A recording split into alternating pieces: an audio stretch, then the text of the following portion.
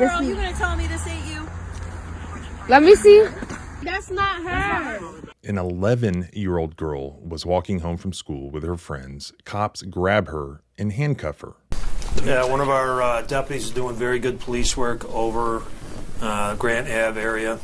They're looking for a girl with a pink puffy jacket and camouflage pants. After going above and beyond to make this little girl cry, You're gonna lie and tell me that's not you? I'm not lying, that's not me. Listen, it is what it is. If you're honest, it'll make it easy. then they finally realize that this is the wrong person. Sorry about that, you're free to go. It's not her. I'm gonna undo your handcuffs now, okay? So this sheriff who's in charge there thinks it's okay for his goons to handcuff an innocent 11-year-old girl. Why not speak to her without the handcuffs on? Because you get in a situation where we don't know who we're dealing with. If I was on the run, I'd hide in plain view. An 11-year-old, though? This is crazy. This is okay, Lyric. It's all right. Like this. That was some mighty fine police work, wasn't it? How do you categorize it? Good police work. How did we even get to this point in America? Was that constitutional? Can they do it again? Tuesday evening, the sheriff's office releases a statement saying their deputies did everything by the book. Because this is nothing new. It was just caught on video.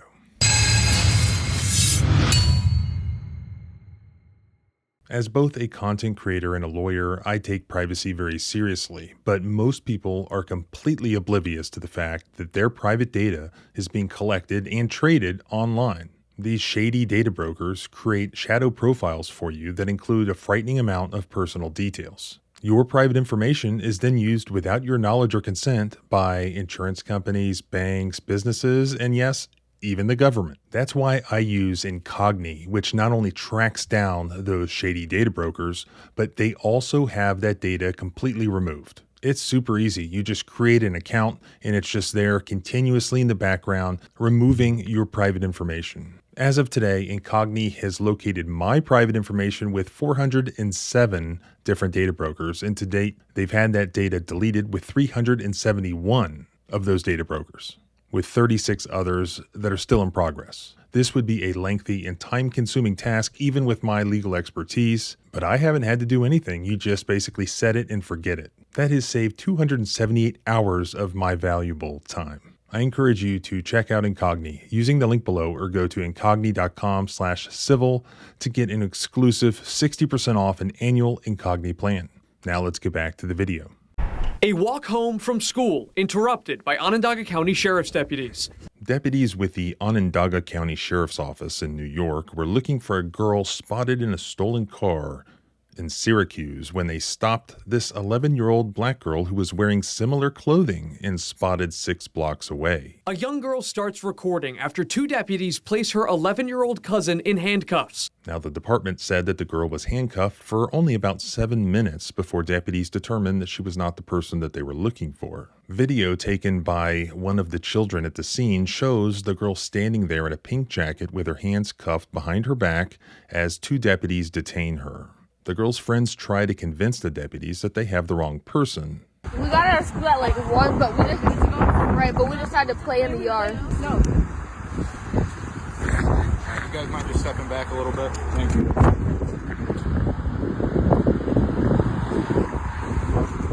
Pink jacket, Those are pink camo pants. Pink jacket, exact same description. Yeah. So you know. But did they say she had a bow in her hair? I don't know. They're sending me a picture. So as soon as I get a picture, and if it's not her, she's all set. You stole a car? You was with me the whole time. These kids actually did a fantastic job of documenting what's happening here. It's just the physical description that was called over the radio. They don't even have a photo yet. I don't know. They're sending me a picture. So as soon as I get a picture, and if it's not her, she's all set. Their colleagues were chasing a fugitive fleeing from a stolen car, a police chase essentially.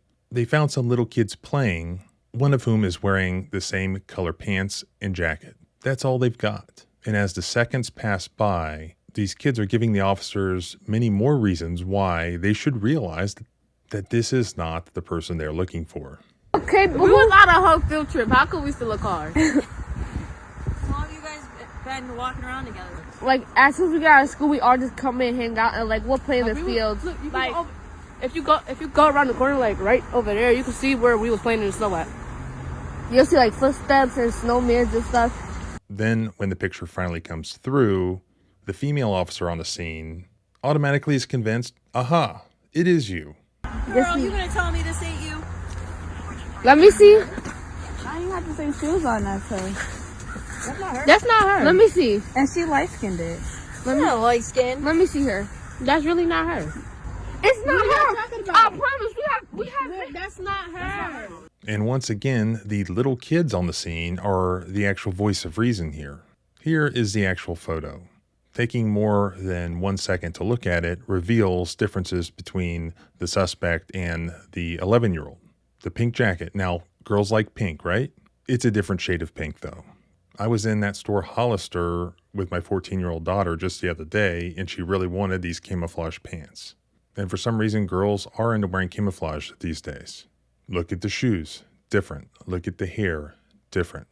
Let's combine that with the fact that this 11-year-old girl was playing in the snow, making snowmen with her friends on their way home from school, and not in the middle of a police chase. But I guess that's asking just a little too much from our public servants. Wait, can I get her phone and stuff? Everything's gonna be okay. I know. Let me get her phone. What's her password?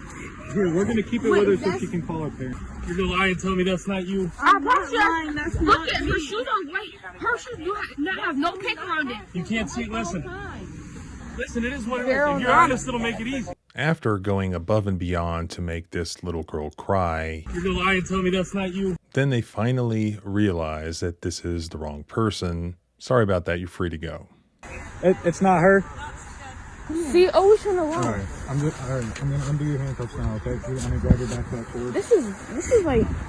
This is okay, Lyric. It's alright. Like, this is really like crazy. So they take the handcuffs off, and then laughably, they try to sort of gaslight the kids. Like, you see how this could happen, right? But these kids are smart. They're not having any of it. I mean, I'm sorry. You can see how they could match that description. Like, The braids are way longer. That's two different heights. Y'all can see that she has pink shoes. The other girl had white shoes on, they were probably Air Forces. Come here. You want to call your mom? Here. Let's go.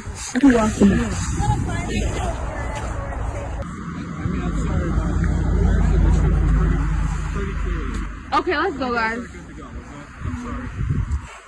And then as the kids walk away, they start to analyze what had just happened. And they discuss the possibility that maybe this happened because we were being profiled. That's racism. They only did the shit that's up. You can obviously say that's not her. Come here. Because they said that's racism. Because the obviously that we just put it out. Mad things that did not match her description.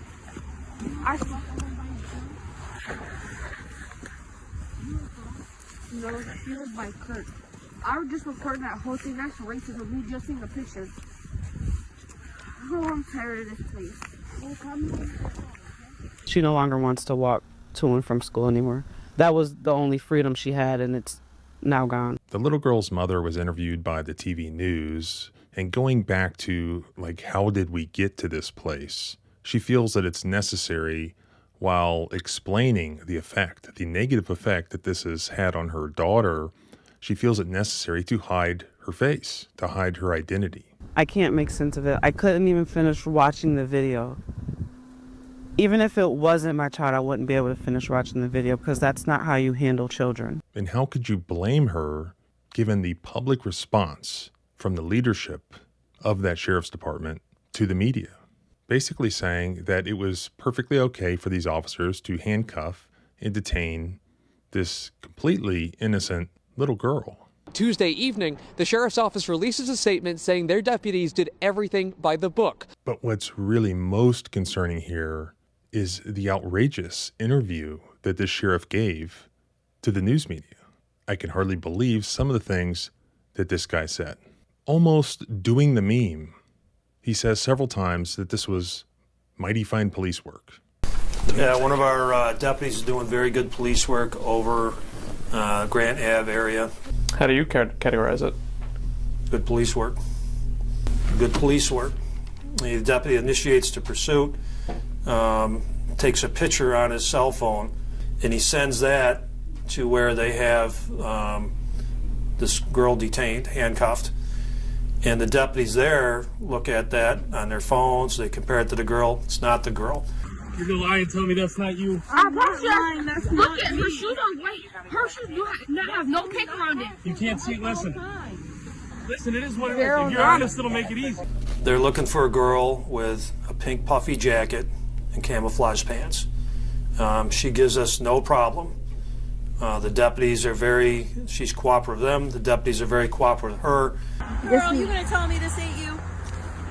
You're gonna lie and tell me that's not you. I'm not lying. That's look at her shoes on white. Her shoes have no tape around it. You can't see. Listen, it is what it is. If you're honest, it'll make it easy. It's just a matter of figuring out, is this the person we're looking for? And as soon as we did that, we released her.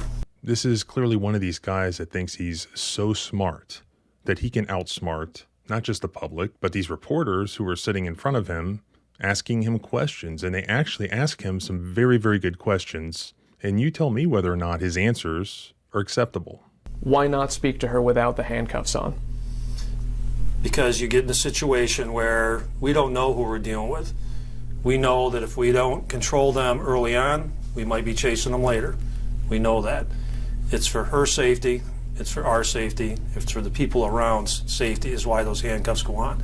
Does this mean anytime anyone matches the description of someone wanted, they're at risk of being handcuffed by police? I can give you a personal example. This was a great question, but he completely evades it. He does not answer the question and instead gives a personal example of some guy that he handcuffed once, and he did a great job because it was the right guy. But he doesn't answer the question that's asked. In recent years, there have been several notable legal settlements across the U.S. involving incidents where police have handcuffed small children. Just recently in Aurora, Colorado, there was a $1.9 million settlement after 4 black girls were wrongfully forced out of their car, held at gunpoint, and handcuffed in 2020. There was a recent Ninth Circuit case from about 6 months ago arising out of Honolulu, Hawaii, where the Ninth Circuit deprived qualified immunity from police officers after they handcuffed and arrested a 10-year-old black girl at her school in 2020. They noted that they had a case from 2014, CB versus City of Sonora, where they held that the use of handcuffs on a calm, compliant, but non-responsive 11-year-old child was unreasonable, which means unconstitutional. That was 2014. And in this 2024 case out of the Ninth Circuit, they held this.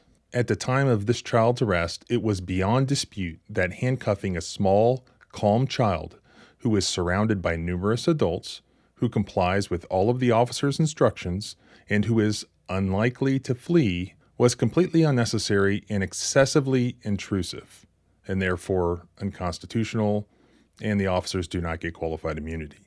And what do we have here? An 11-year-old child. She's calm, she's cooperative, surrounded by police officers, not making any effort to resist or flee, yet she's handcuffed just because that's what we do. It's no wonder that these children are left thinking that they're being treated this way or they're being treated differently based on racial profiling. The sheriff makes it sound, though he doesn't mention race, but he makes it sound like, well, these kids are known to be armed. We have all sorts of problems with these kids. We know that if we don't control them early on, we might be chasing them later. We know that. If I was on the run, I'd hide in plain view. An 11-year-old, though? You think to have the wherewithal for that? We have 13-year-olds stealing guns and doing assaults. But she didn't. She was out with her friends playing in the snow. And you are looking from hindsight. You look at their picture. Which one's 11? Which one is 15 or 16? You tell me. How tall do you have to be an adult? How tall? How do you gauge the age of these people? But there are people in the community seeing what they now know is an 11-year-old girl at one point in tears, her hands behind her back in handcuffs. And you call it good police work, and I think police officers would agree with you. I just wonder what you say to a community that sees that and thinks it feels Well, and that's a good point of this conversation we're having, to help us educate that community from the police perspective. We want to keep you safe. We want to recover your stolen property, your stolen vehicles. How do we do that? How do you do that in this case? Good police work. We have a female in a stolen car wearing that description. We have a female with the same description. We stop her, we detain her like we do all juveniles in the stolen cars. We don't know what we're dealing with. Have you tracked down the actual suspects? We haven't found her yet. She is older, though. You've said that. That much was new information. You're pointing at the wrong one. Sorry, but yep, she's yes. 15. Yep. Apparently you don't know one from the other because they I'm not look a looking lot at- alike, don't they? I'm not looking at the pictures. Don't go down that path. Be careful. She's still on the run. I don't think she's running anywhere. Well, She's hiding in plain view. She probably got rid of her pink jacket. But even if she didn't, what's the worst case scenario? We're going to give her a parent's ticket, ask her to show up in family court. No consequences. Well, if that's the worst case scenario, then why detain that other girl yesterday when she was identified on the sidewalk? How old is she? That wasn't the question. It was if you believe that there aren't legitimate consequences, You then don't why know how go old to the these extent people of are. detaining her? We are looking at this thing from hindsight. You can tell that she's an adult. You can tell she's a juvenile. This is what we see of her. We're looking for a felon. And handcuffs are necessary to start that conversation. You wouldn't handcuff a felon? I'm not a police officer. That's If why you I'm were. asking you. If you were, we handcuff felons.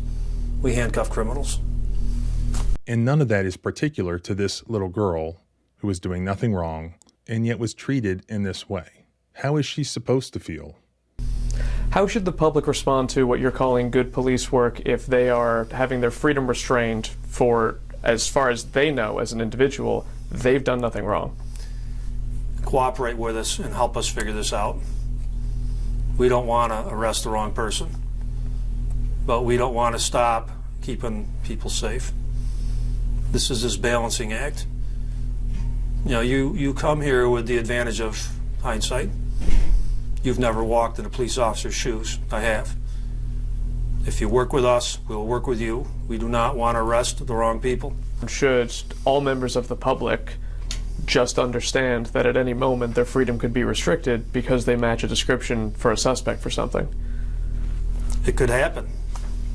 Well, what do you need to see change in order for your deputies to be able to be on the street and not presume that children are all walking around armed? They don't presume that now, so that I don't know about that question. Okay.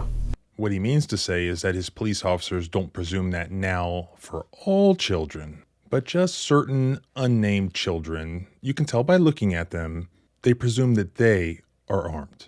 In fact, let's rewind to the beginning of the press conference. This is what he said was his justification for handcuffing this particular child. It was a concern that she might be armed. They detain her. They handcuff her, which is a normal procedure, especially based on the number of juveniles we have dealt with that have weapons. We have juveniles that we stop in a traffic stop who have assault rifles and ghost guns. So on, we continue to have juveniles in stolen cars with weapons. Standard procedure that we handcuff them. What was it about this particular child that concerned your police officers and concerns you that she may have been armed, despite being 11 years old and out playing in the snow with her friends after school? It just seems that all these bad teenagers are now affecting the good teenagers. Seems that way.